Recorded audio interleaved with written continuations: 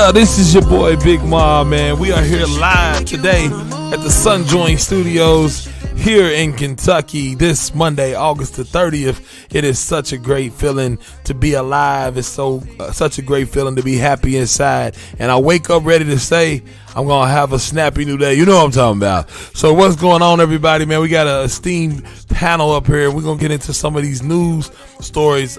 Shout out to Miss Naja Hill Roberts that went down to Invest Fest and did their thing for the cryptocurrency folks in Bitcoin down there with the Black Wall Street app. Make sure y'all check that out, blackwallstreetapp.com.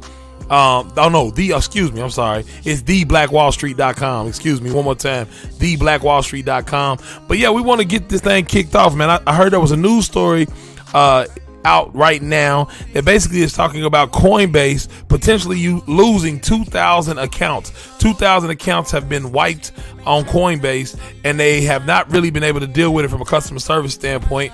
And I think that's going to be some news coming up.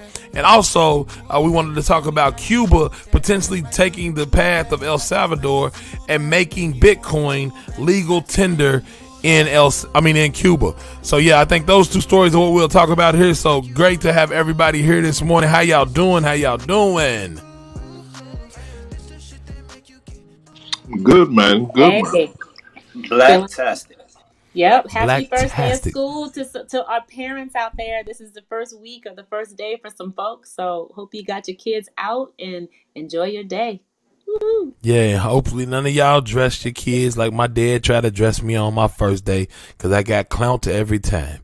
So make sure you understand the social trauma that you put your children through when you dress them like you want them to dress instead of letting them be stylish on their first day.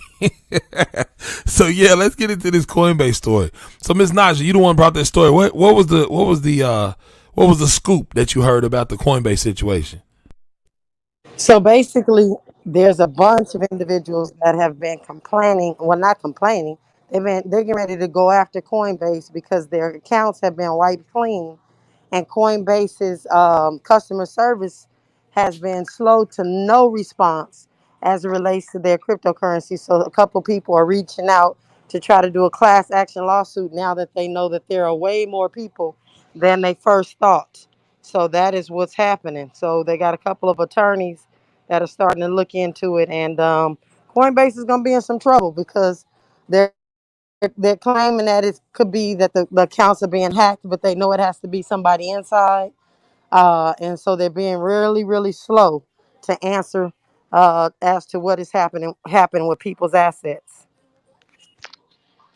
And you know it's And so how you know many of it's, those? How many people? How many customers would you say they said their accounts was wiped clean? They said they found over 2,000, but they keep getting these messages like, they're giving them their customer service number and that they're checking into it and they'll get back to them. And they're just putting them in this rotation where they never actually even talk to anybody. And so people started getting fed up and started reaching out now, um, behind the scenes to some regulators to say, hey, this ain't, this is what's happening to me. And they're finding there's more and more people. Wow. All I can Mm. say is, man, Black Bitcoin billionaires told you so. We told you. We've been telling folks this since 2016. Before we was a Black Bitcoin billionaires group. Stay off of Coinbase. I know Nigel was out there telling folks in California that before I N- met him. n- No, I wasn't telling them to stay off Coinbase back in 2016. I wasn't telling them in 17 or 18 because he just started really acting a fool in 19. Well, So, Yep. so I that's mean, when I we started told them telling Coinbase. I was telling Actually, folks if, that if like anybody's taking Sunjoin course, I always tell them because I learned from Lamar on Sunjoin, and his course actually talks about Coinbase because that's what was available, but he wasn't acting up back then.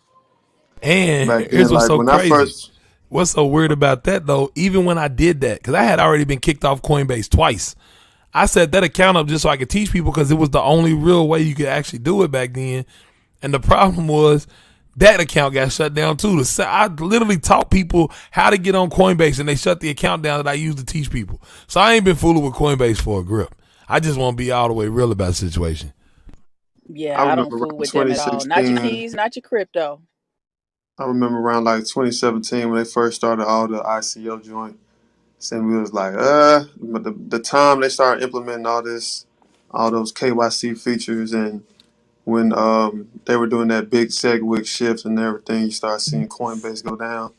It was like a tall tale sign to really not leave no.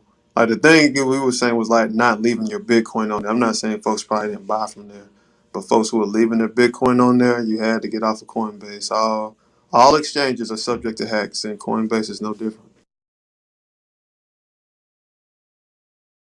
And that is the truth. So here's what just happened. Somebody on Facebook, Miss Joanne said, "Where can you move your coins?" Right? Because if they're on Coinbase, so what we usually tell people is like, listen, you first of all have to understand wallets, and you want to probably get yourself some sort of at least some sort of warm wallet. They hot wallets are warm wallets to the Black Bitcoin Billionaire, which is a software wallet like an Exodus or Edge wallet or something like that, where you can own your keys. That's at least you do that. But you want to be able to graduate up not only to a hardware wallet like a Ledger or a Trezor, but also get to the point where you start learning about multi-sig, which is a multi-signature wallet, which means it takes more than just one of those signatures to actually allow for you to commit transactions, which of course adds another layer of security. So if you're asking where can you get take your coins to, I think those wallets I just named are pretty good. And for multi-sig, you can go look at something like Casa, which is also a multi-sig provider as well. Those are the places you want to keep your coins long term, because I think I heard my friend TT, Miss DJ Nostalgic, say, not your keys, not your crypto, but that from my man Zay, not your keys, not your cheese, right? So you got to make sure that you go find a place to put that. But that is a very hairy situation, because when you keep your money in a custodial exchange, just remember, like, would you keep your kids with a crackhead? I'm just going to be real about it. That's what custody is, right? You're allowing somebody else to watch your children, your valuable things in your life. So if you put them on exchanges where you got a bunch of people that you don't know, think about what you do with your kids. You ain't gonna send your kids over somebody's house if you don't know their parents. They can't sleep over. People are real protective. Matter of fact, most parents be like, just tell them come over here. We had a sleepover at my house. You ain't going over their house. I don't know how their parents are. That's the same thing how you should feel about these coins. You know what I'm saying? But then again, Ma, most people send their kids to school with people they don't know. Oh, Jakumi, message. Message. We went to orientation, Jakumi. Leave us alone, man. And they're there for 8 hours a day, every day. Jakumi. Now, just to kind of go back over what you said, like a crackhead, they will watch your kids, but they may sell your kids toys. You know what I'm saying? So I don't necessarily mind that. But on the Coinbase situation, that's just a reminder, man. Like, no matter how big or reputable a company is, right? You would figure that if an exchange as big as Coinbase, with as much money that they have and as much staff that they're able to hire and security that they're able to invest in, that they will be the most secure place, right? As far as their crypto. But this happened. And again, it's just a reminder, right? That self-custody is pretty much in your best interest. And that's just like a big, it's a big banner, you know, for everybody to be like, hey, this is what we've been telling you, this is what we've been teaching. Self-custody is the way to go. Don't trust a company. And that's the bottom line, because Stone Cold said so. But you know, it's so funny, man. Like, you made a really good point there, Corey. Don't trust any of these large companies. But I'm gonna let everybody know, just to be fair to Coinbase, the thing is that a lot of these financial institutions get hacked on a daily basis, and nobody really understands that, because it normally happens internally. Somebody updates an account. There's a lot of like, these financial institutions are not protected from internal hacks, right? A lot of times they clean them up on the inside. Why? Because they own the ledger. You feel me? So they can have this thing happen really quickly. People, you know, somebody gets on the inside, changes some money over into another account. They take the money out of the ATM. The bank's like, well, we lost that, but we ain't gonna tell nobody we lost that, because all we gonna do is just re-up the person with some more new money, quote unquote, and write that other part off as theft. You get what I'm saying? We don't even know how many times these institutions, the Visas, the MasterCards, the banks of the world get hacked on a daily basis. Because there's plenty of these schemes out here where people have sent money to accounts and immediately hit an ATM and took it out. So. Yeah, they'll never tell you either. Oh, yeah, they'll never tell you. They don't want you to feel worried about your money. But the thing is that you do have a backstop. Because why? They freaking print the money. So they get, they like, oh, you lost it. Here's some more. Here, take some more. That just shows you how less valuable that is, right? It just shows you if you can just print some more up when somebody takes some and add more to the supply, then that means that your money can be completely diluted. And that's why we talk about Bitcoin. Because in this environment with somebody like Coinbase, if Coinbase loses coins directly, oh, that's trouble. Because it's going to be really hard to get those coins back once they out there. It's not like they can just go print some more Bitcoins. That's why you have to own your own. You own your own. You know what I'm saying? Hey, what do y'all think about, like, another billionaire is in the news talking about, cryptocurrency has no intrinsic value. That's John Paulson, the trader. So that's how I know about this. And he says, and I quote, cryptocurrencies, regardless of where they are trading today, will eventually prove to be worthless. Once the exuberance wears off or liquidity dries up, they will go to zero. I wouldn't recommend anyone invest in cryptocurrencies. End quote. Jakumi, what did that have to do with Coinbase? What's that now? I said, what did that have to do with Coinbase? I don't know. It's right up there. They don't want us to get no crypto. First, they want to steal our crypto, and then they don't want us to buy no more. They want to scare us. So, but it's so funny to me. I'm like, all of these old head dinosaur type cats, man. Like, they sitting here constantly trying to get more and more dollars. They all know that the dollars are being diluted, but they don't care because they're already billionaires that own assets. So they're not working for their money, right? And so they're like, well, we don't care. Everybody else is just going to be more and more broke. That's fine with us. We got our money. We just turn everybody into slaves at the end of it, all right? But the truth is that that's why Bitcoin is for the people. Bitcoin allows you to combat against that. Because guess what happens every time you sell off your dollars and buy Bitcoin? You basically are hurting those billionaires that are definitely don't care if they keep printing more money or not. They don't care, man, because inflation hits billionaires differently than it hits people that are on the streets working. Like billionaires, their assets go up in value. Assets that don't even make sense to go up in value. Like I always say, your home should not be going up in value. You use it every day. If anything, your home should be depreciating. Think about it. The bricks get looser, the wood, the foundation starts to shift. Everything happens on the house, but it goes up in value. It goes up in price. Yeah, it goes exactly. There you go, Justin. It goes up in price.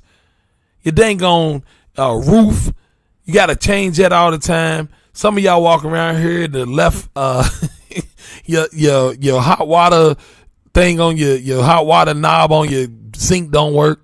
You only got cold, but yet for some reason last year alone, your property value went up 20%. It went up $10,000 extra, and you know you ain't did nothing to that house.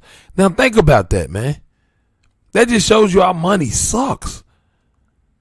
And so guess what? Those people who already have money, those people that already have wealth, they have these assets and they go up in price because our money sucks so bad.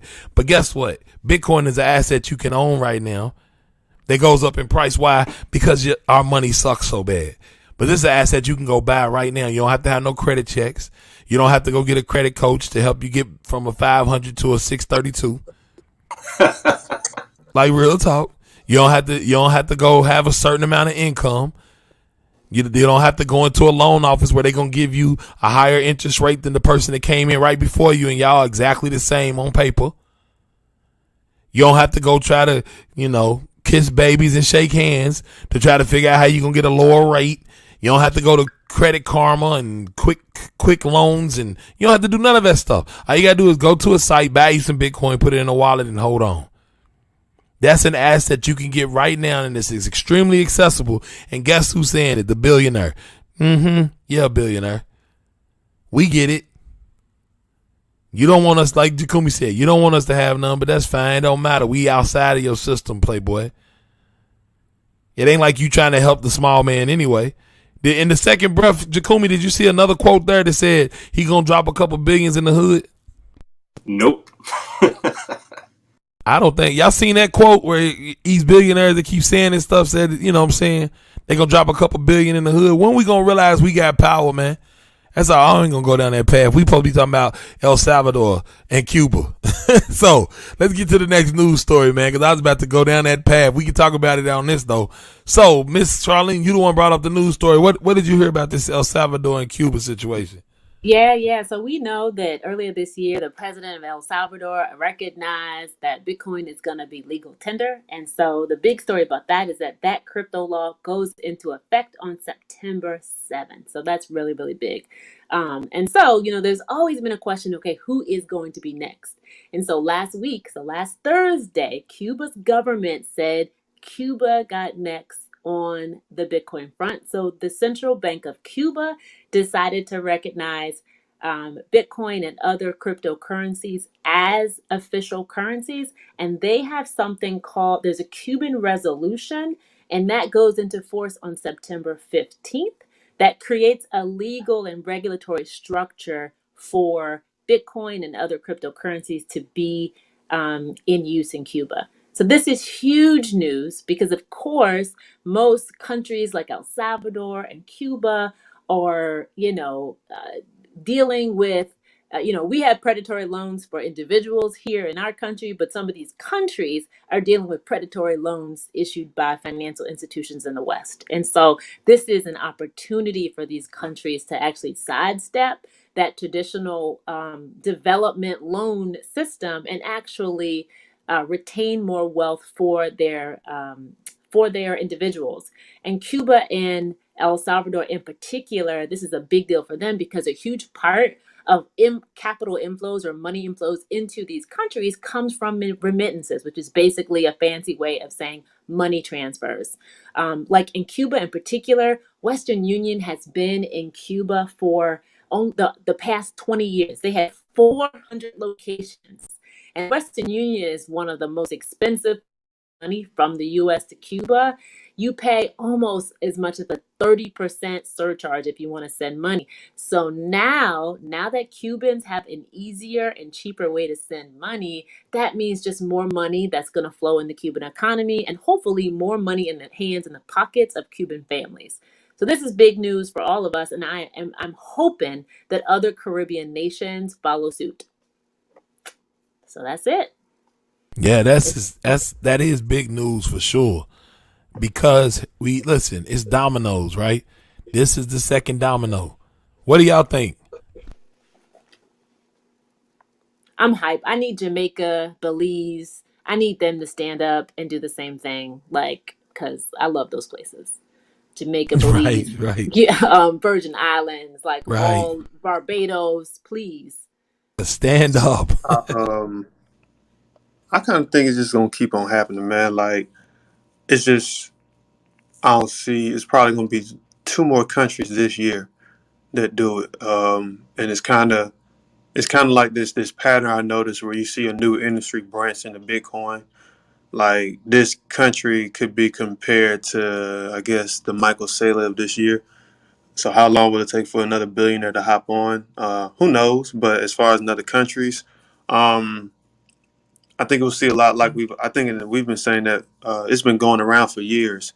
Smaller countries hopping on Bitcoin, um, and then from there, right? Because it's not like everybody's gonna come on at once. So, ideal, like in my view, it's like we'll probably get 1 or 2 more countries that'll be like mainstream with it by the end of the year. But I think if you ask me, the next big thing to look out for is what country is going to put some of their national debt into Bitcoin. These countries with these, if that's a thing, right? Because just think about a country with trillions of dollars of debt, and they really want to get on the correct side of that.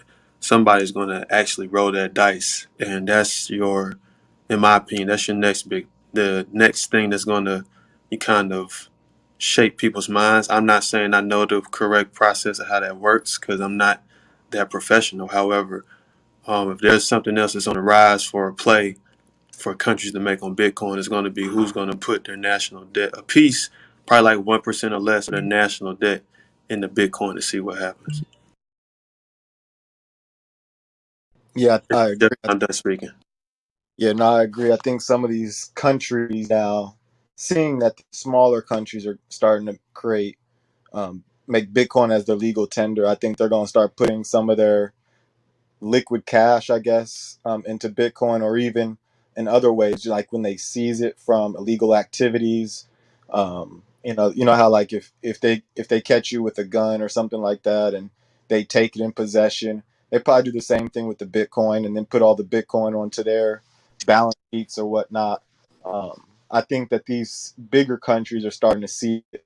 I think they've been seeing it. I think now they're going to start actually utilizing it more and more, because you see in Afghanistan, you see in Nigeria, you see in a lot of these places, they're using Bitcoin now to exchange peer to peer.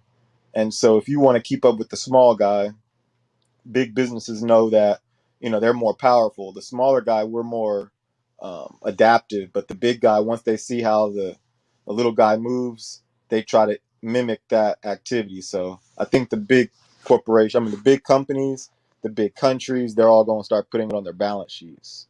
And that would be to pay for a lot of that debt that Justin's talking about.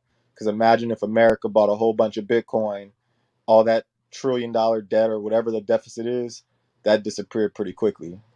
Like if you do, well, we had like 28 trillion. Our the debt is bigger than GDP. So, what is 1% of $28 trillion? I'm not sure, but A I lot. can't. Yeah, Miss Charlene, you said a lot. So Miss Charlene says a lot. It might be several It's figures. 280 billion. It's a lot. Billion. Okay, so $280 billion worth of Bitcoin. Golly. So if that happened, Justin, I think all of us would probably disappear. You said what? I think we would all disappear. It'd be like your boy snapping his fingers. What's his name? Right. Thanos. I know. Going in hiding. 280 billion, man. Listen, My God. that'll shake up the market, because I'm not gonna get too crazy, but they'll be buying they'll have so much Bitcoin on hold to buy, it's gonna be ridiculous. If this keeps up with like these smaller countries, especially Cuba, you're probably gonna have people from Florida on life rafts entire Going back. going to Cuba. Yeah. Right. No, seriously, Corey. That means Cuba can actually be a viable place to live, right? Because you got incomes, you got, businesses can be invested in. Remember, Cuba has been on hold, right? Their economy has been on hold, and then Trump put an extra level of sanctions on Cuba, so it's just difficult to do anything in Cuba. So I mean, and Miss Charlene, what people don't understand is that Cuba has amazing medical care. So it's like They saved the world during COVID. What I heard. bruh, yeah. we Well, a lot of those doctors stayed there, right? They stayed there and they invest in their own communities. It's a beautiful place. Like look, once Cuba gets their lives together, I could see myself having a second or third home happily. when you hear it listen in a black woman's voice, you know she's serious. Listen. Also too, like What the hell you about to cook now? those surrounding countries too, though. You know what I'm saying? Like all those islands and things like around Cuba that interact with it. That's a great influence for them as well. Haiti, Jamaica, the DR's over there too, right?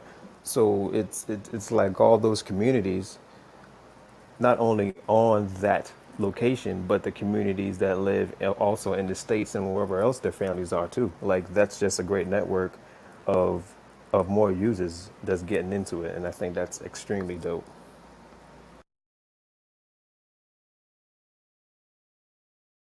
Yeah, that's man. Cuba, El Salvador. Here's what's so funny though, and I'm about to make this tweet right now while I'm thinking about it.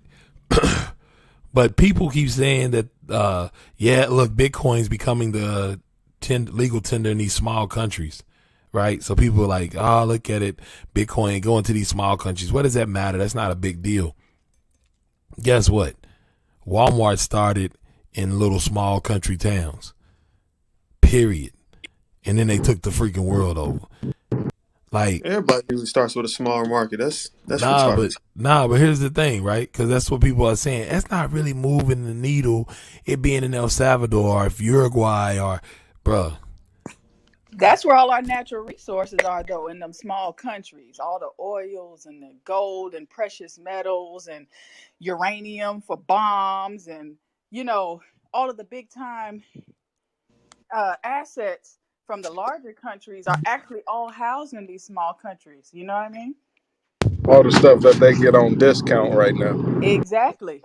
Right. Exactly. When they start conflicts. Yep. Exactly. When they be like, yeah, that'll be 50 Bitcoin, they'll start looking at it a little bit differently.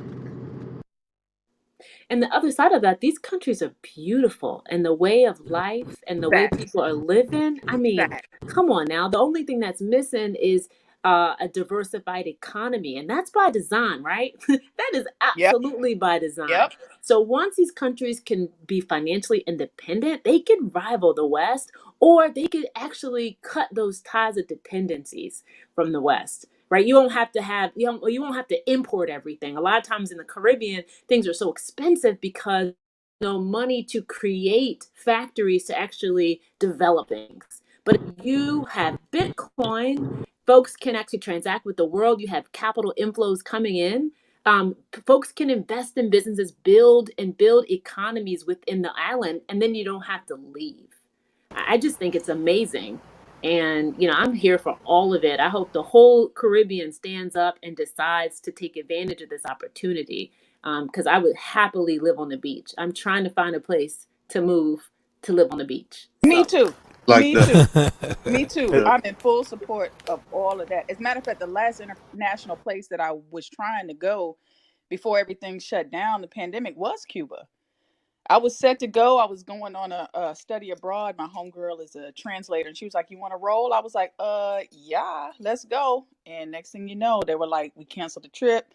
That was like in March, April last year, somewhere around there, and they just shut the whole thing down. But I'm trying my best to find me some alternative headquarters outside of the U.S.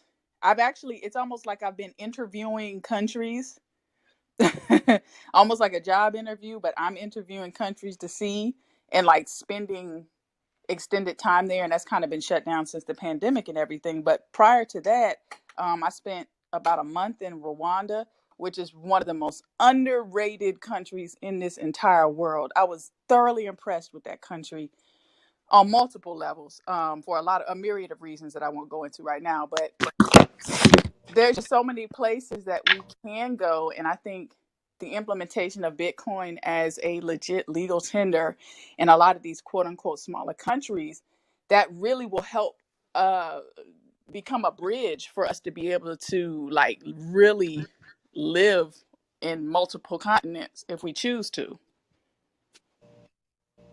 Yeah, I think that definitely is a goal of Bitcoiners, right? Is to be basically world nomads. You know what I'm saying? Go where they can, and you have this currency that can go everywhere as well, right? So I think that's really, really cool. And I just again, for me being in this game so long, I would have never believed we would have two countries doing this early. I ain't lying to you. Like, this is still only 12 years in the game. We used to be like, man, it's going to be about 50 years, countries to start accepting it. No, this is happening really quickly, man, and it's crazy. You know what I'm saying? It's really, really crazy. So I think this is a very interesting path that Bitcoin has come on. I keep seeing people throwing the crypto stuff in there in the middle of it. I just hope they understand what they're getting themselves into. Oh, you know what? Y'all, we forgot one of the biggest news stories of the weekend. And it's funny because nobody's really talking about it. Ethereum. Dog, Ethereum. So look, I'm gonna catch you on your left side. Can you hear me on your left? Can you hear me in your left ear? Now can you hear me in your right? Right? Here's what I'm trying to tell you. Let me come back down the middle. Ethereum had what we call a fork. And there was a split. It went into two chains, like for real. You And so extra. and the crazy part is most people don't understand how bad that is, right? Because I'll just explain it to everybody listening. So when you have a blockchain, the transactions go into a block and they get added to this chain. If two different chains begin from one chain, then that means you have a split or a fork in the road, which means that transactions that are happening on one side are not going on the other side, which means you don't know which one is the part of truth that you have. You feel me? So You got $100 million that forked off on the other chain. It's like, do those people just say, skip it? We just gonna keep going and make this the Ethereum Cash or whatever that's gonna be. right, And and already split off, and they got Ethereum billions trash. of dollars over there. here's the problem though. So look, I got my man Young Lord on here. He said my NFT drop today is raining ether. The thing is that hopefully he's on the right chain.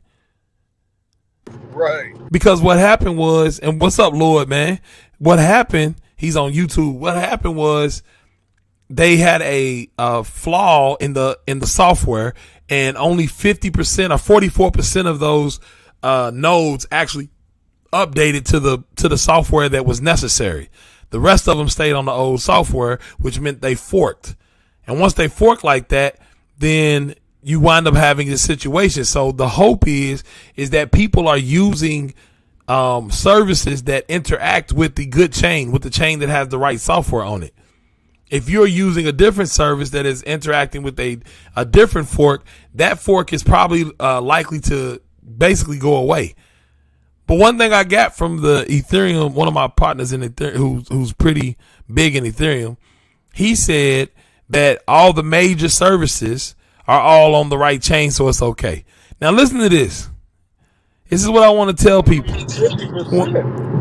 When people tell me that Ethereum is extremely decentralized and 56% of the nodes were not updated, yet all the major services that everybody uses on one, that just lets you know that now the single points of failure are in those major services, in the Infura, in the Alchemies, in the OpenSeas. If these chains don't all keep up, if these services don't all keep up to date on the right chain, you're gonna wind up having these types of forks again, and it'll be bad for the system. Nobody cares right now because most people are using the same centralized services, right? But you got to understand how bad that is, man, for it to run off that long together. And then people would say, well, Lamar, what about Bitcoin Cash? And what about Bitcoin SV? Those were actually planned forks that you could join or not join. This was not a planned fork. This was a people not updating their code type of situation, man.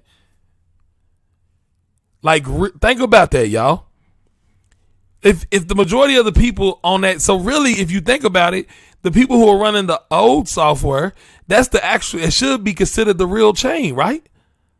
If 56% of the people were running the software that didn't have the update in it, They were running the original software. That should be the real fork at 56%. But what you telling me is a small minority can create a chain themselves, which means in the future, does that mean they can also fork off again and keep making smaller and smaller, more centralized chains? Yep. Just think about it, man. It's just logic to me. This ain't got nothing to do, again, I just come with the straight facts. This ain't got nothing to do with bias or none of that. I don't have a dog in the fight except for the dog of truth, man. Like, period. I don't.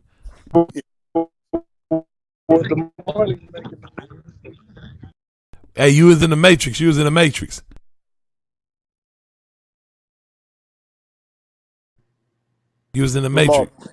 So where do you see some of these utility tokens going? Do you see there being like a one utility token or just a combination of a few? Like, what do you think the future of technology is with these utility tokens? I think we're going to see a whole lot of them. You see what's going on with Solana. Like, a lot of these, it's going to be a lot of these utility. It's going to be a lot of these utility tokens. There's going to be a lot of them. And we've said this on this show many times. And I think what'll happen is that these utility tokens will continue to battle and war against each other.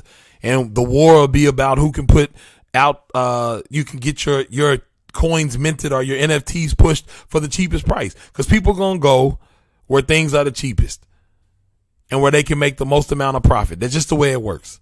So if Ethereum can't figure out their gas fees, then more and more people get pushed to Solana. If Solana screws up, then people go to Polkadot. People, if that messes up, they'll go to BSC. Like, I don't really believe in the utility space that from an economic standpoint, the token's not the best thing to hold. But again, I can't talk about what the price is going to be. So people be like, Lamar, I thought you said Ethereum wasn't going. I didn't say that. All I'm saying is that people using it, again, this has nothing to do with the price. The people using it will move to cheaper chains in the future, which should theoretically, again, it's the theory, should theoretically put some more supply in the market than demand for some of these chains, and that should bring down the price. Except you got the one thing that I always don't take into consideration is the amount of religious fervor that people have for certain chains. Like they will, like, and I realized that this weekend, they will hold on to a coin even if it completely blows up and there's one person running the node. People will hold on to Dogecoin even if there's only 10 peers around the globe actually pushing it. They will hold on to Ethereum if it's just Vitalik and Joe Lubin with 2 servers on an island somewhere. Because we have gotten into a point where logic has gone out the window and there's this irrational attachment to the incentive of this coin or token. And so you just have to ask yourself, like, is that, and you know what the thing I'm saying right now is probably the same thing that goes back to what Jakumi said about the billionaire. The billionaire doesn't recognize Bitcoin, but Bitcoin has a certain set of features that actually make it different than a lot of these other utility tokens. And that's why Bitcoin shouldn't be put in the same conversation as all of these other utility coins, all of these coins that want to be the world computer. It just shouldn't. It's a completely different thing. Bitcoin wants to be money. These utility coins want to be the computer. Totally different thing. So if you want to be the computer, you see what happens in the computer world. More and more computer manufacturers come online. They try to make cheaper, faster computers, and you wind up switching around to what you do until you get to a point where you have a religious relationship with it and you just become an Apple fanboy or you become a HP person. And I think we getting into that point right now. Like, I think we get into the point where it just don't matter no more. Like, some people are just holding on to this stuff and not selling it off. Like Cardano. The fact that Cardano still has not launched anything and people are still pumping the heck out of it is crazy to me. Cardano's supposed I to. mean, people still hold Lord, regular you better US dollars preach though, it. Lamar. Like, they don't know the power of. They don't even know That's the discrepancy of the dollar. But This is just the deal. Like, we're just here to make money. We're just here to make money. but Justin, That's the the US thing. dollars can at least go buy me some freaking tomatoes tomorrow.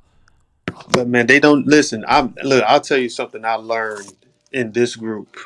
I learned by this group that the reason financial advisors exist because people don't know what the hell is going on. Like, they think everything is money.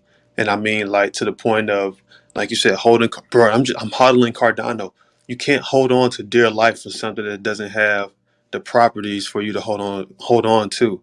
You know what I mean? But people don't. I finally realized that they don't really care about that. And I know I'm not saying that you're saying that, but it's so mind-boggling that, I mean, it's just like their introduction. Hell, I just want to make more money. I just need to make more money. I don't really care about nothing. I just need more money. And they're just ready to cash out with more money, but they don't understand, like, they're getting, this game right here of crypto is starting to look so sick. No wonder regulators in on it, because you got people buying random alts that they don't know what's going on. They 40xing them in the shitcoin land. Then they throw it over to cash, and IRS just gonna collect money, and then people just collecting money off of free money now. Like, everybody's just collecting free money from the altcoiners to the US, from even. I mean, it's wild when you start thinking about it. So, but no one really cares about the value of money. They just care about making more dollars. And that's the thing you say. You say it's free money, but remember, money can never be free. So, like, when Naja was on tour, she used to always talk about inflation, and it comes in 2 ways. It's either A, prices going up, or the quality of your products going down. And that first one is what most people realize. Oh, price of gas is going up or whatnot. But look at the cereal that you're buying. Look at the products you're buying. They are becoming smaller and smaller, and then the quality is going lower and lower. And when you look at the inflation numbers that the government comes out with, they use something called the CPI index. And that CPI index isn't going to account for the quality of products. Meaning, when we look at organic food, back in the day, they didn't call it organic. It was just everything was organic. Now you got the faker stuff, but the CPI, they're not going to keep it at the quality of the organic. They're going to keep it at the lower price so that it looks like inflation is not that bad. So, I mean, when Justin says it's free money, yeah, that's the mindset of a lot of these people. I agree 100%. But on the back end, that inflation is going to whoop a lot of people's behinds. And so Bro, that's why we created this. Or to y'all be created honest, I'm this over talking. here. I was talking about the government looking at it as free money. Like, wow, look at all these people investing in money made out of cryptos, made out of thin air, right? That we get to tax you on and get that thin air money plus tax money off of it. Like, it's that crazy. At least with Bitcoin, Bitcoin has to put in a proof of work to make Bitcoin, but you got people getting taxed on thin air money. Like, that's what I mean. Like, folks gonna get taxed on thin air money. No wonder the IRS is looking up. Raise capital gains to 40% or 50%, whatever.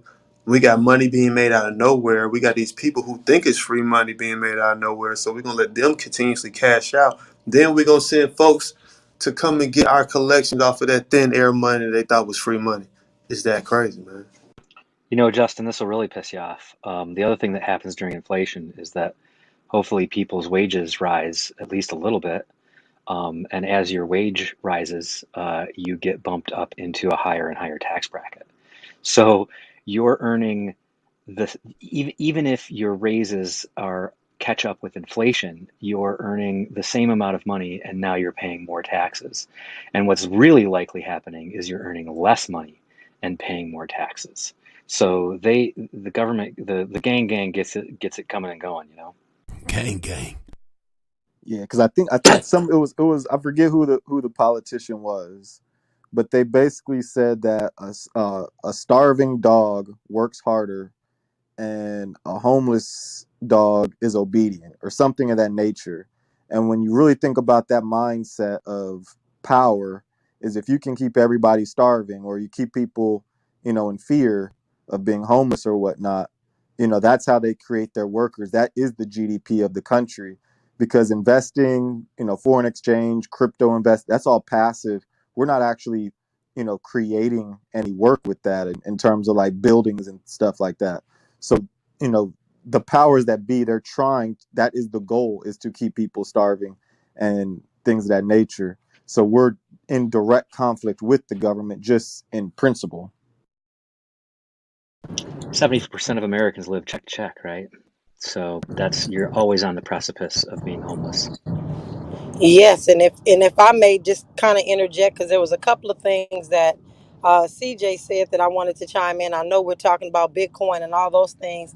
Definitely, they're trying to make it where actually they've put us in a position based on what's happening in COVID, where we feel like money is just going to continue to come, and that allows us, mindset wise, to open up and feel like we can spend more because they're giving us this free money, right? So we're artificially pumping up the stock market because they know if they put money in our hands, we're going to spend it. So case in point, I know I talked about last week, I looked in my account and I had an additional $750. Well, that $750 is a tax credit for next year's taxes.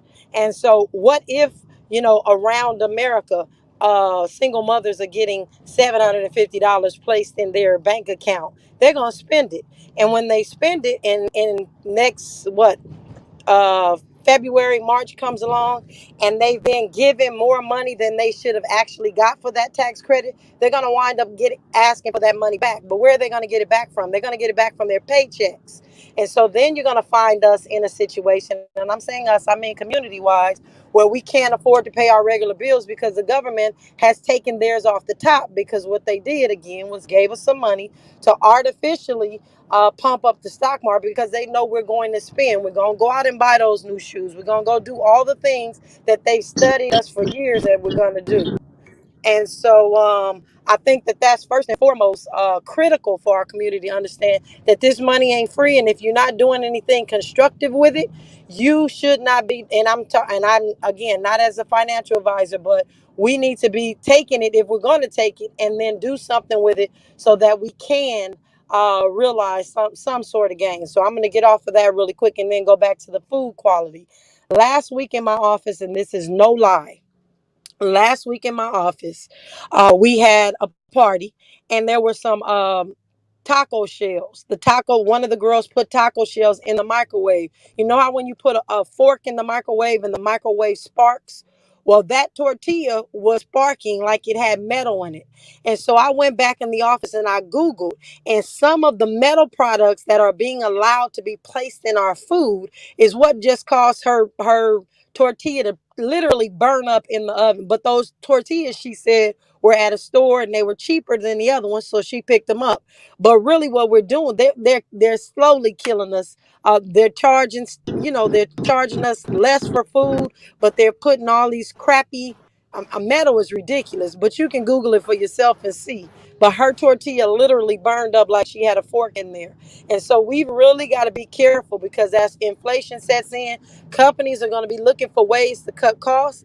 And if they can cut costs in our neighborhoods and put stuff in our stores that they would feed us, that they wouldn't feed other people, this thing is getting ready to get real. So you all really need to really pay attention. And I'm going to, and I know I'm all over the place because I'm on the freeway and want to make sure I got reception. But another case in point, this week, and I am doing, I think I did a video on it. I got another check in the mail from the government for $3,600 this last week. So technically, in a 2-week period, I've gotten $4,000+ from the IRS. And Let me I'm really hold just something, trying to Miss figure Naja. out what in the heck. I'm trying to figure out what's going on, because if this is happening to me like it's happening to, regular everyday paycheck to paycheck, we're going to be in some trouble, because we don't even know where the heck the money is coming from.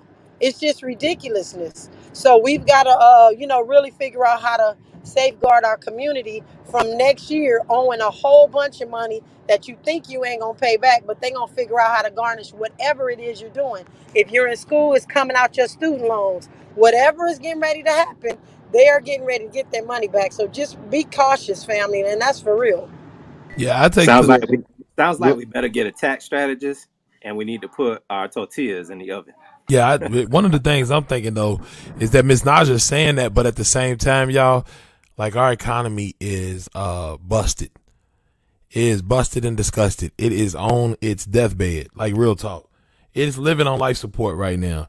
And those checks, that is the IV in the arm of the economy. All of those checks they keep giving Miss Naja and all the other people out here, that is the IV. And so what I'm saying is that I truthfully believe more money's coming before they try to take it back. Because if they start doing things to try to suppress the money supply, like pulling the money out of the market right now, they are basically Dr. Kevorkian. And I don't know if y'all know that reference, but Dr. Kevorkian used to get paid to pull the plug, basically. So right now we have to understand, because here's the thing. I'm hearing reports because of this whole Delta variant. I'm hearing reports that they talking about another long-term shutdown again. Yeah. Now, if they shut down again, they're going to have to print more money just to keep this country from like all out chaos, I believe, for people losing their crap. You understand what I'm saying? Because you're going to have to put money into the pockets of people, because people are not in a position to take care of themselves. If this country shuts down and people can't get to work and the regular jobs and all of that stuff the same way they had to do before, well, how did they placate before? They basically took money and gave it through unemployment. I think that's coming again. And to the point of if we have to shut down for too long, I believe that's going to be just the right amount of justification for universal basic income, for UBI. So this money that they giving everybody right now, this is the reason why we say Pete Bitcoin.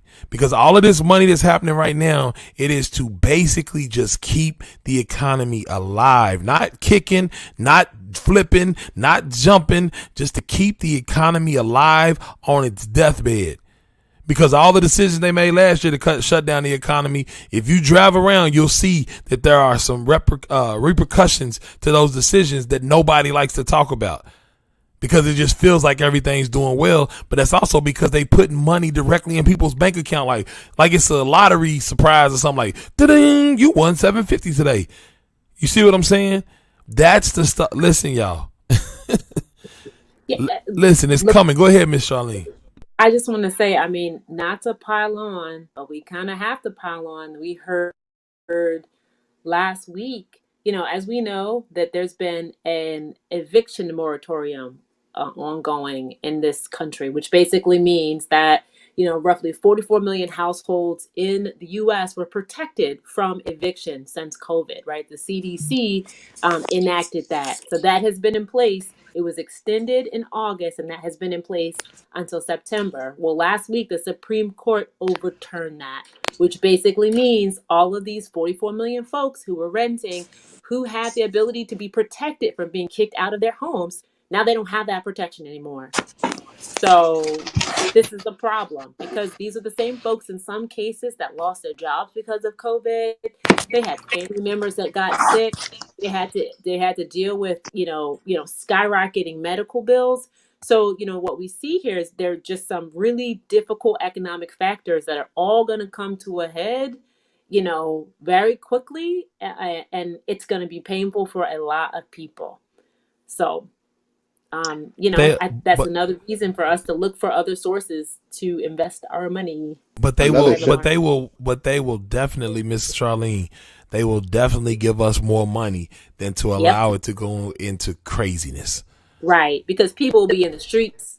Right. Right. So how do you fix that? They literally will be in the streets. Yeah, literally in the streets. You literally said that the landlords can kick them out now. So landlords listen.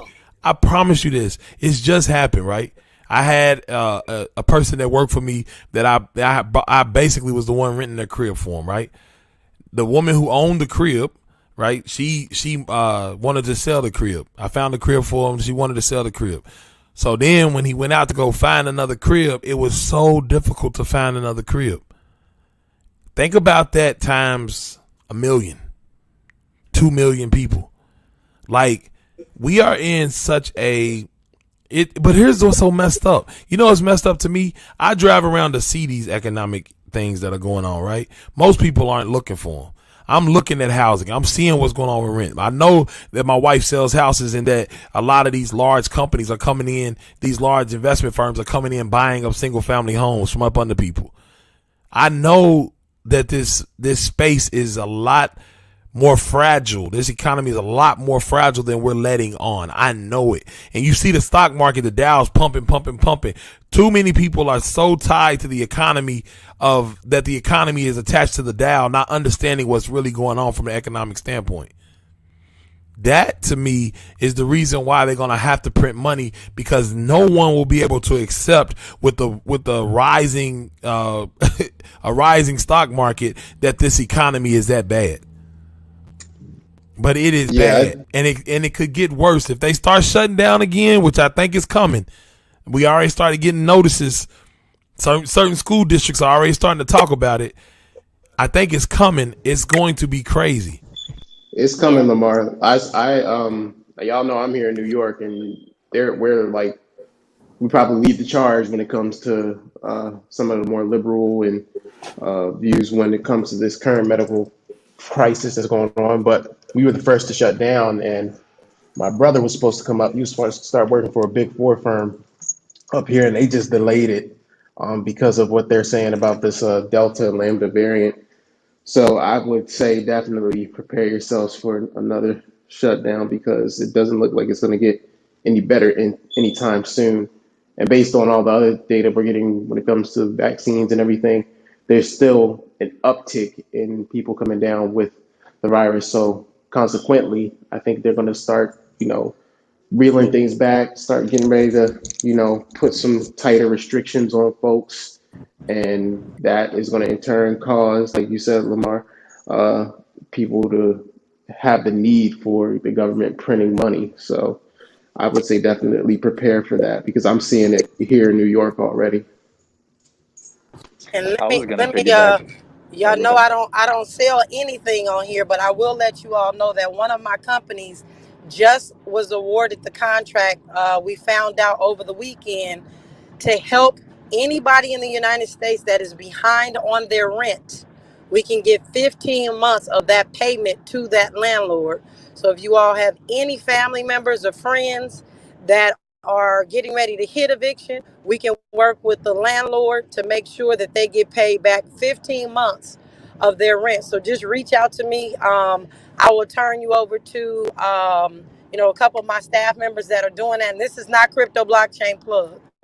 But so we knew that we needed to get in position to help our folks because of what was coming down. So if you all know anybody, just have them reach out to me, and I will definitely get them Miss Naja, if get you their don't go app. on, you already know I'm ready to tell you. If you don't go on and give all that information right now, you ain't got to. Oh You can well, plug that's fine. everything you want to plug, sister. I appreciate it, but I know I wasn't going. We since we were talking about the rent moratorium, that we just got word, so I'm excited about that we can help our community. So there's over $50 billion that has been allotted to help folks pay their rent, and they've made the paperwork so arduous that nobody can do it. So what we did was we formed a company really quickly last month, and you guys, well, I'll give you.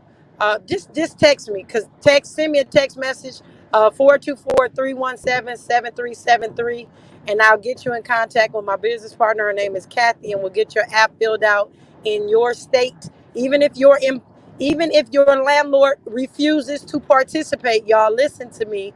They have to opt out, and they send you the money so you can pay your rent. So I'm just telling y'all, this is for real. This ain't no scam. This is for real, for real.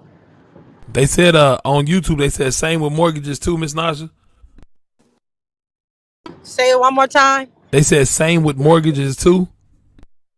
No, no, no. If you have a mortgage, that means you're the owner. But let's say you have a tenant that has not been paying rent. You can still file the same paperwork, and they will give you 15 months back of that tenant that was not paying the rent. So this goes for people that are renting and people that are landlords. We can get you 15 months of this money that's just come down to pay your rent. He said thanks. He said thanks on YouTube. That was Carmelo. Yes, sir. We got you. Yeah, it's a very hairy situation right now. Like for So real. It's a very I hairy think situation. I, Go ahead. I think UBI is inevitable, right? And I think the acceleration of automation, actually, COVID is definitely accelerating automation. I see a time where all fast food buildings will essentially be vending machines, right? Like, why do you need people in there? That doesn't make any sense. My company, who does conveyor systems, is literally working on lights out fulfillment centers for Amazon, which means there is not a human being inside these mile-long buildings that are just processing your Amazon orders. So human beings are going to get pushed further and further to the edge of, we don't really need you for work. And I would say that's even true of grocery stores. Like right now, almost all grocery stores, you can order it online and just pick it up in the bags, right?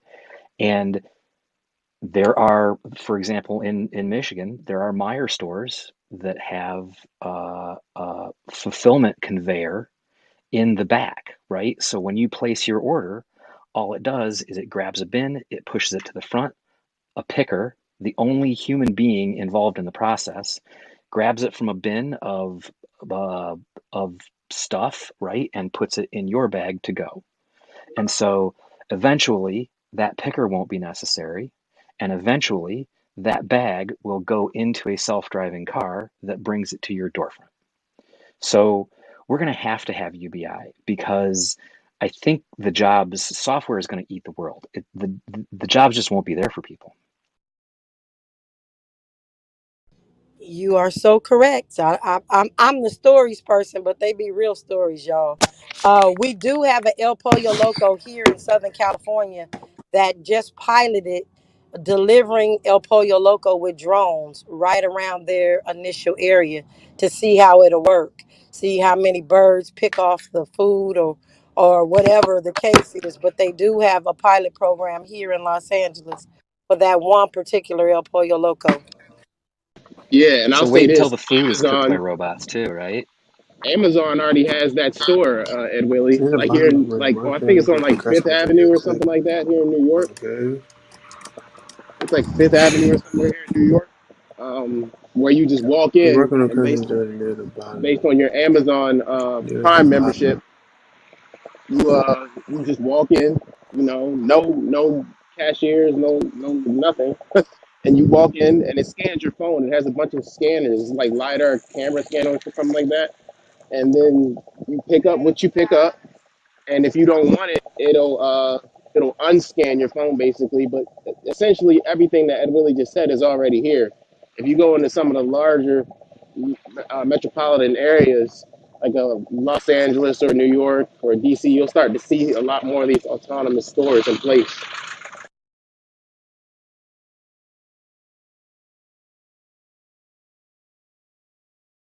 Yeah, it's listen, it sounds very look, we over here on some dry like I mean drear um mentality today, but it's the truth, man. Like I always challenge everyone to not look at what you see on TV as far as the economy goes, but ask people in your neighborhood. Ride around and see who has jobs. Ride around, go to your favorite places to shop. See how many blocks don't have businesses anymore. Like that stuff ain't just normal. If you remember before COVID, a whole block had some beautiful businesses out there and it was, happening and people were moving. There was a lot of activity. And then you go back now when they opened it up and half of those businesses are gone. Where do you think those businesses went? Like they just didn't just like float away somewhere. And then you go on another block, the same thing. Or you go to your favorite strip mall and that's gone. Or you go to your big box centers and you're missing a whole bunch of these retail locations. Like those jobs, that money is gone. And it's very difficult to just come back in and get that back started, especially in an environment that we in. Because think about it. Could you imagine trying to start a brand new store up right now? Right at the brink of us potentially shutting down again? Would anybody on this stage start a new store up? I'm not saying like a delivery center, but I'm saying like a store. Would anybody start a new store up right now? I doubt it. Yeah, probably not. Nah. Right? So when you start thinking about that, it's like, man, somebody said the strip malls look decrepit. Other people on YouTube are riding around.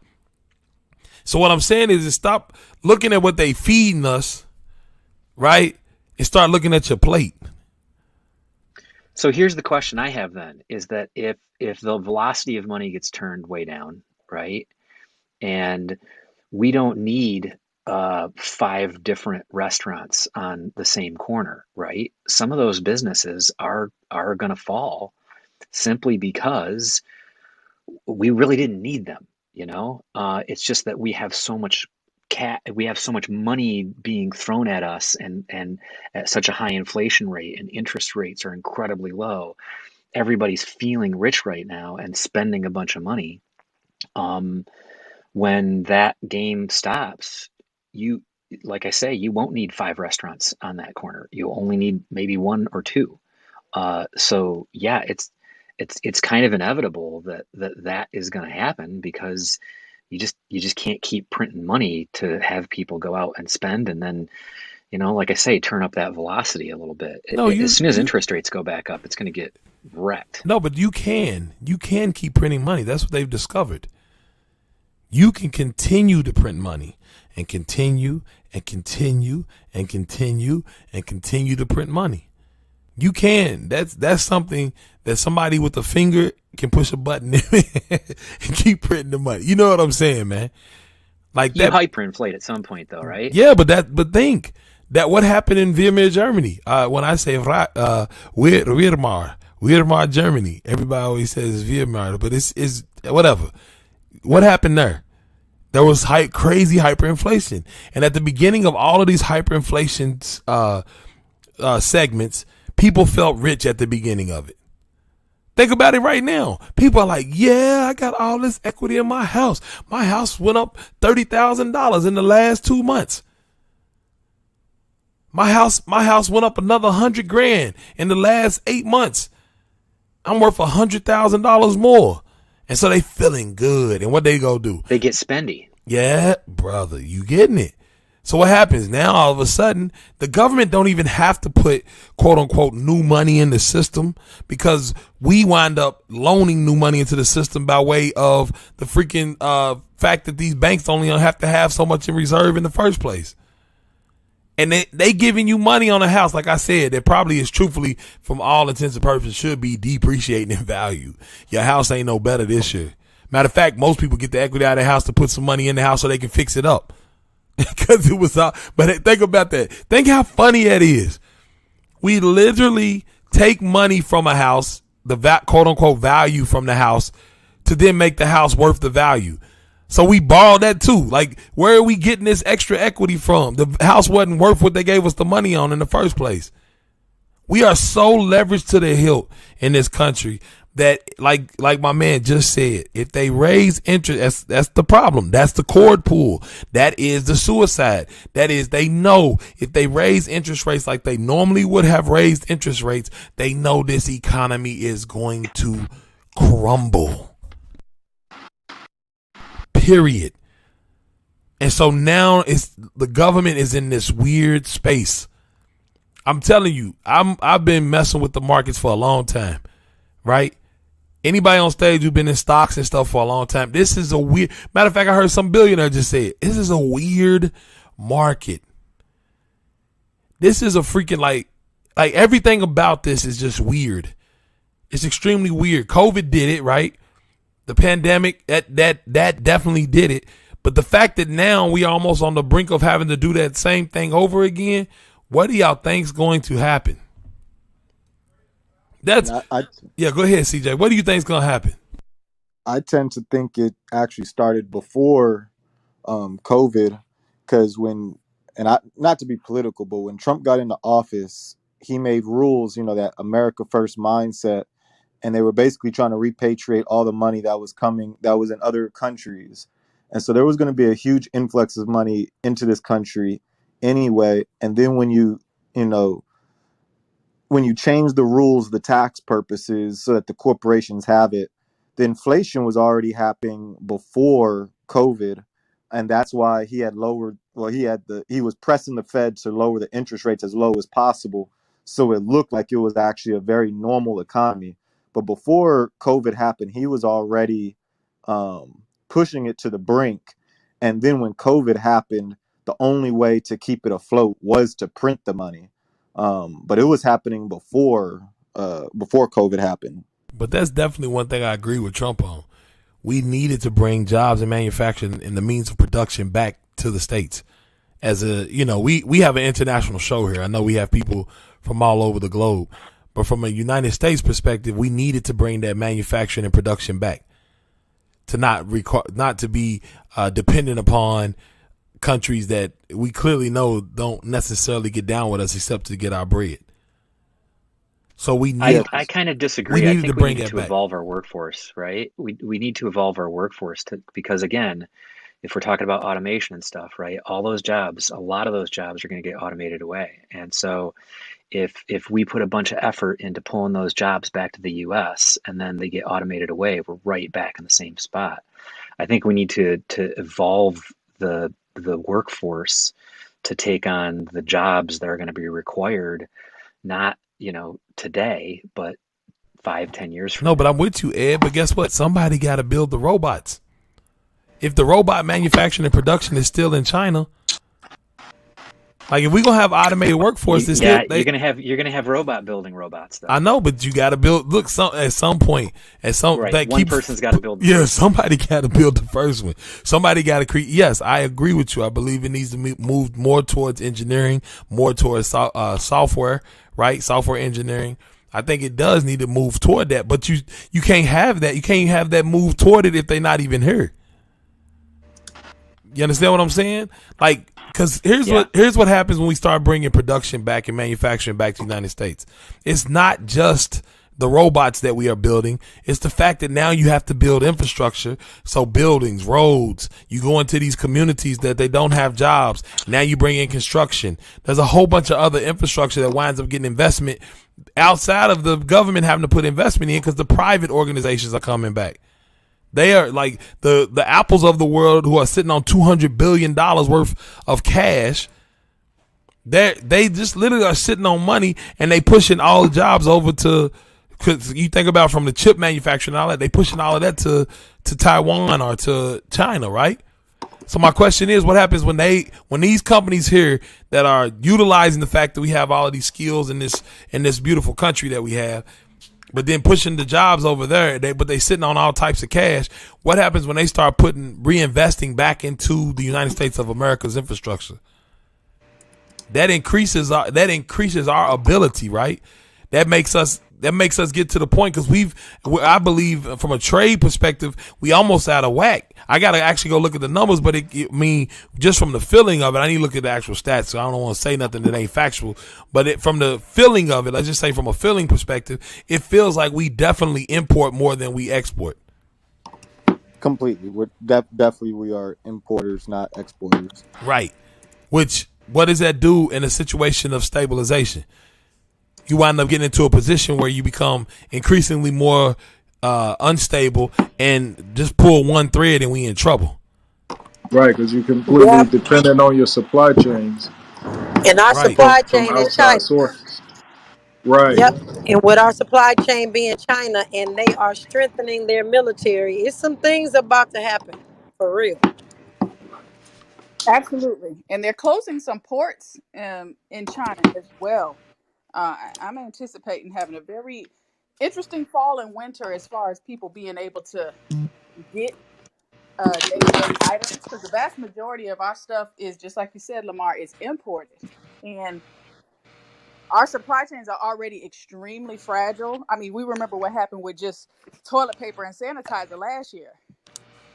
And we're starting to hear, a chicken wing shortage here, and we're not able to get certain types of motor oil here. And there's just little things that I'm hearing popping up all over the place. And I'm like, if one thing blows on this thing wrong, this house of cards is going to fall.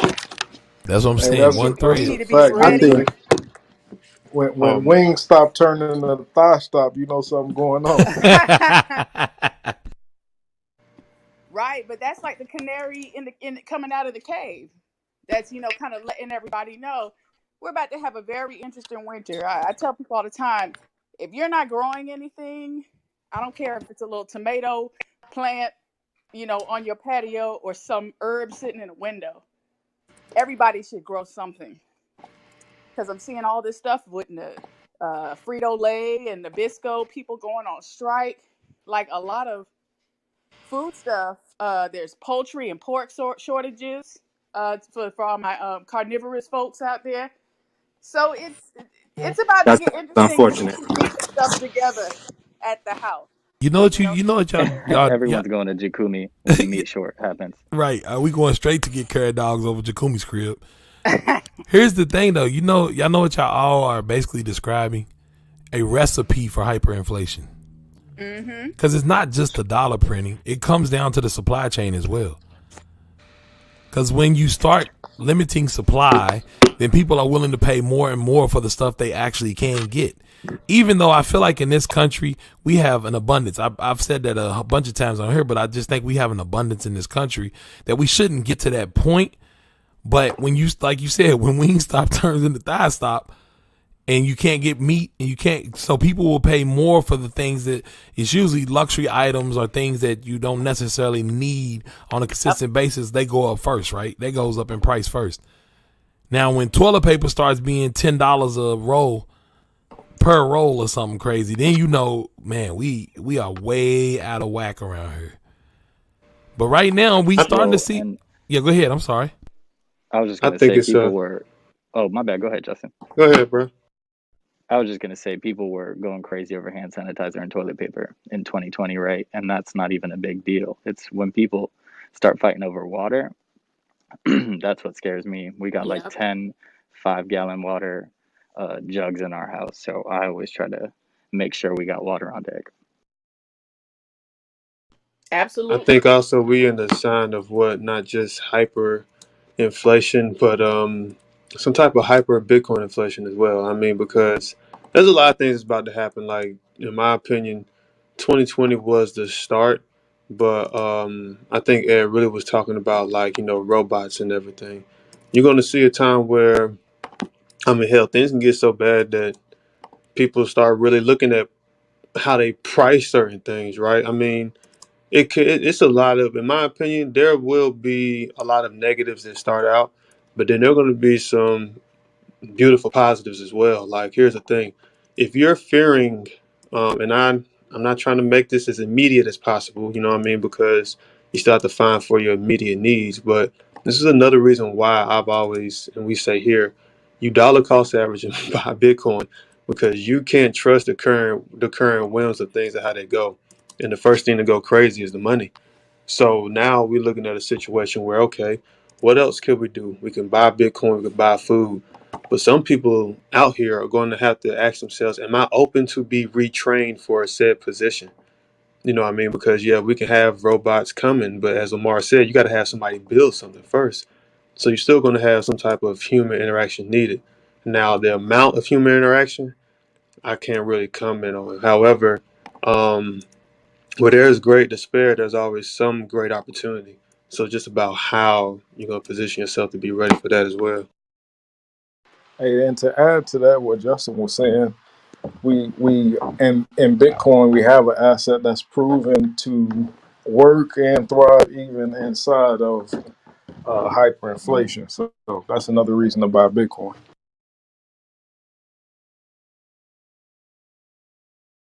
Yeah, it's we talk like this, but I really see we can really see what's going on. So buy Bitcoin if that's what you would like to do. I'm not gonna tell you to buy Bitcoin because I want you to realize this is your choice. This is your decision. I ain't got nothing to do with it.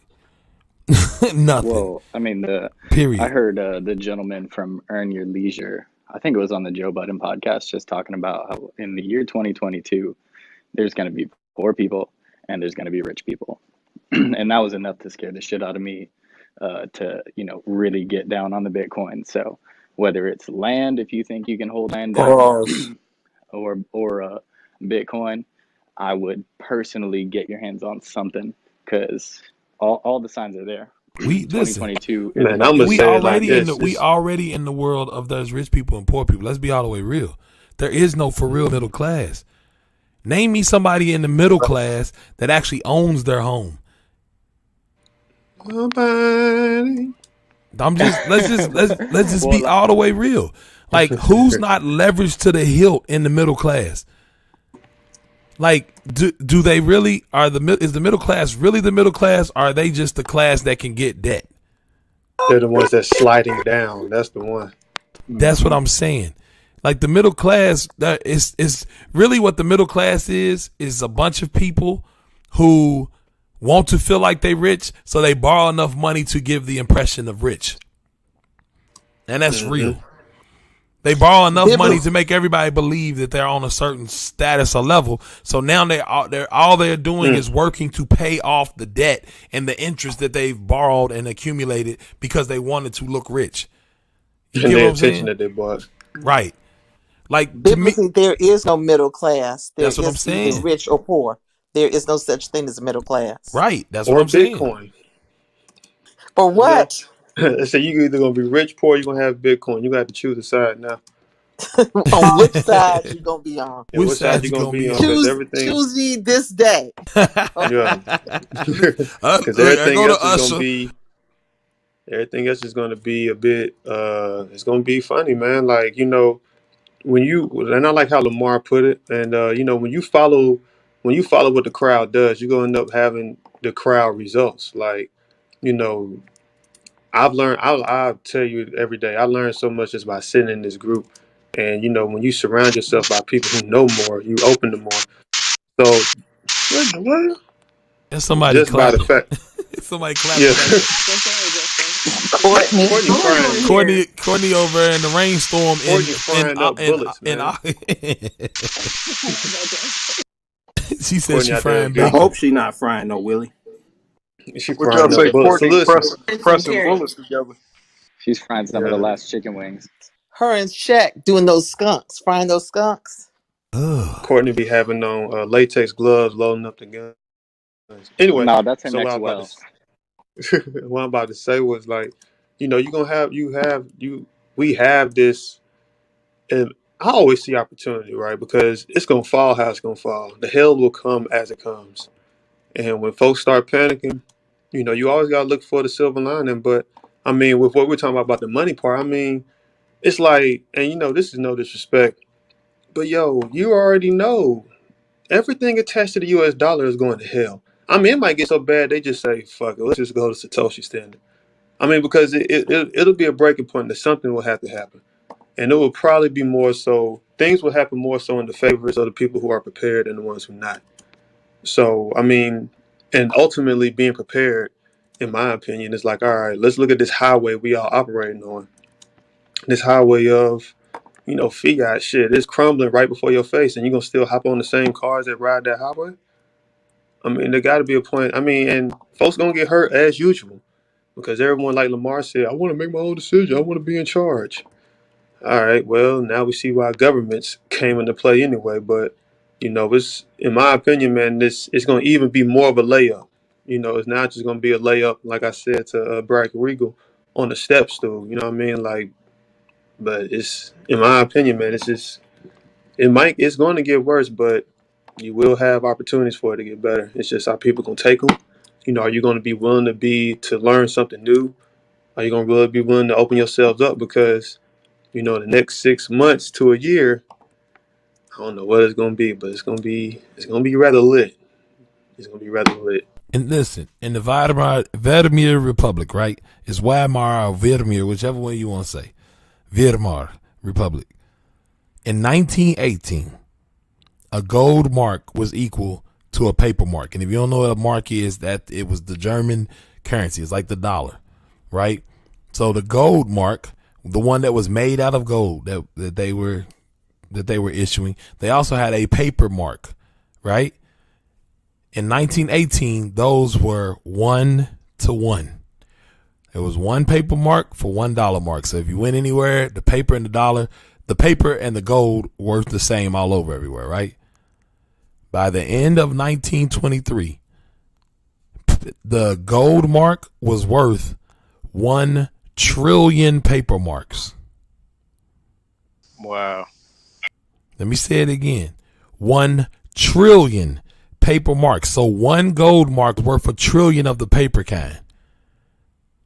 And that's because they continue to keep printing the paper kind. Do you understand what I'm saying? Yo, Lamar. So we are at the when we beginning wake up- stages of that right now, and I believe. Go ahead. No, I was just gonna say when we wake up and Bitcoin is at 100 million a Bitcoin, can we hide out in your hemp bunker? Cause shit's about to get scary. Bruh, you not finding me. What did Miss Charlene just say? I did. I told y'all we're gonna be ghost Oh yeah, no, I'm In the that's wind. fine. What are you talking about? in the wind. At that point, I'm just gonna have They ain't enough. they ain't gonna know where we at. It's just gonna be two-way radios going on. Right. Matter of fact, It's gonna be this Genesis block VPNs from for Man, you undisclosed gonna wait for location. 100 million for that to happen? That's but that's so what I'm funny. saying. By the Everybody, time it if you gets to wanna- 100 million, we already gone. Justin, what do you Bro, you mean? better, yeah, by 6 figures, Li- bro. We up out of here. join me on Thursday. The ones BBB West who Coast. know, They know. we gonna be in communication with each other, but everybody else gonna be radio blackout. No, real Like the talk. rapture. It's gonna be like the rapture, y'all. Trying to tell you, they're gonna be like, And what? listen, that's Listen, why I just we dusted off have. my CB radio now. Man, listen, y'all could use Spinks chat, man. Y'all can use Sphinx chat as a decentralized way to communicate. There's so many ways to get around it now, thanks to You Bitcoin. guys want to join Charlene and I on Friday for doing babies in Morse code? We'll be teaching those classes starting this week. Teaching That's babies what's Morse up. code. We will. Okay, I got another job. DJ, I'm totally kidding about that. Oh, I was like, babies in Morse code. I was finna What? sign up. Teaching the kid, you teach the kids Morse code. I got I some need some jobs Morse around here. code. I believe Big Charlene Latin would pick it up shit. too. She's like, all right, I'll learn Morse code in 3 days real quick. I got y'all. Man, I just The babies need to know. But that's the thing. I just think that we don't understand. Like, this is what hyperinflation begins to look like. It starts off, everybody starts feeling rich. Their assets are going up. Everybody's feeling great. Then they start realizing, like, maybe my assets ain't really going up because these dang on tomatoes are costing me way too much. I can't even eat no more. And that's when when it hits the fan, it hits the fan. Think about it. That's where you need to be dollar cost averaging food. Right. Like you need to be having some food. You need to start dollar cost averaging on some seeds. Because you can Yeah, get Exactly. well, seeds gonna take time to come up. That's true too, though. But like you're gonna need to have some food. Because like when all else fails and your money ain't worth nothing, you're gonna end up liquidating your Bitcoin to feed your family, and you don't want that either. Man. Yeah, I think it's borrow against the Y'all don't Bitcoin, need. not Y'all don't liquidate. need to even. Y'all don't even really need to buy no seeds. The food that you're eating right now, the vegetables, just stick the end of it in the ground. You will get yourself a whole head of lettuce in a couple You of know we weeks. know It's a this. whole Yeah. Where bunch my Yeah, of vegans at? You can do we that with we know celery. You this. can do that with green onions, but you can't really take a lot of the seeds out because Monsanto done made them only one generational, so they're not like heirloom. Like they won't go to seed. It Yeah, may that's grow for true. something, but it won't grow to seed. But you can definitely do what the sister just said with celery. You can do it with green onions. You can do it with Pineapples. garlic. pineapples. lettuce. Listen, Onions. I just grew some pineapples this year. It took them almost 4 years. Potatoes, stuff like that. But yeah, I see what you're saying. Like some of the stuff, it won't let it re blossom into another seed. Because the way that they're genetically changing things. That's why if you can find somebody who has like sourced old seeds from back in the day, oh yeah, you That's might be in such a good position. psychotic thing to do, though, if you think about it. They stop the seeds from replicating so people won't, That ain't go. psychotic. It It's sounds like sterilization of a people. That's what no, it it just sounds like. no, it just sounds like business. It sounds They I do the like mean, same. They it's do the sterilization is same business. thing. it I sounds feel like like corner the market. That's what it onions sounds like. can be. They do the Sterilization same is thing business. in a lot of weeds and stuff too. People don't understand that neither. So a lot of this GMO stuff people be in here inhaling, it's only Yep. gonna be Yep. so much. Talk Very about it. true. Yep. Very true. Very You talking true. about like weed? Yeah. Yes. It Yeah, it's creates definitely. biological Ain't scarcity. that ain't That's that the our point. culture? We got to say things twice to validate it. Are you Yeah, I talking about mean, cold or like? You talking are you about talking about weed, Bitcoin? weed. Bitcoin? Three. You We talking need about three. We Bitcoin need three. Cash? Like Bitcoin. Y'all silly boy. Bitcoin or I was you Bitcoin gonna silly, say you silly boy. on Amazon, there's like for $50 you can get a tiny little hydroponic setup, so you can actually, if you're in like a studio or something, you can actually grow kale and chard and stuff right on your counter. It's pretty dope. And if you're on Amazon, please connect Crypto Kids Camp as your Talk about it. That's our organization donation Already, that you're place. going to donate already to. did. Already did. every purchase. I got you. So, We quick, might drop some Black quick Bitcoin thing. billionaires seeds. Miss. Yeah, that'd be First of all, I want hard. my Bitcoin That'd vegan be hard, members on Toshi. stage, please. Jakumi, Coach, what's up? Y'all doing good out there? My Black What Bitcoin up? What vegans. up? We in here strong today. Yeah, we in here. Miss Naja talking about cutting out the food, eat more food. But yeah, and I just want to throw that out there because Lamar was gonna be hating eventually. No, I don't never hate on Six, food I production. mean, we six can. weeks in, I joined y'all club. 6 weeks in, I'm excited. Yeah, Are you a part? I'm rocking with it as well. So Are you Almond King? Okay, that's what's up. Where my almond shirt at, bro? Well, I gotta see some stats for the Bitcoin almond shirt. How much? I work up something for you. Are you Hey done man, with for real, I vegan want. Toshi? Uh, We in getting there. the We in getting there. the We getting in there. Yeah, we yeah getting yeah there. yeah We yeah getting yeah there. Yeah, yeah yeah, yeah. We yeah. got him. Yeah, we got Miss Naja too. Yeah, we getting Man, there. Lamar delay. nah, Naja, that are you catch, back man. from Atlanta? Yes, ma'am. I flew back in yesterday. I had to beat that storm. But Okay, yes, ma'am. when are you over at your spot? I am pulling up right now. I'm here. Okay, I got to get dressed and head over there. I thought I was leaving tomorrow, but I'm actually leaving this evening. So I'm glad Oh, I you looked stay at Okay. for that. some of the cannabis. That's what's up. That's what's up. I'm looking forward to seeing you. Okay, I forgot we was even on the show. We done got back into regular Black Bitcoin billionaire mode. So let me go and close this down so we can keep talking like we talking. Hold on. So yeah, everybody out there in YouTube land, everybody out there in Facebook land, man, it was good having y'all here today, man. This is just an amazing day here, Monday, August the 30th. Make sure y'all come back next week for the Genesis block at 11 a.m. on Monday. We appreciate all of y'all out there. We done went and just started having a good time. Listen, everybody can come on Clubhouse now, every single person. So we would love to see you come in live. Come hop in the group, raise your hand. Matter of fact, everybody can raise their hand and come on stage right now so we can keep having this conversation. It's a really awesome conversation. I just need to make sure I close this show down. So like I always say, man, live love, love life. Because if you live love, you will love your life. And until next time, see you in the hallway.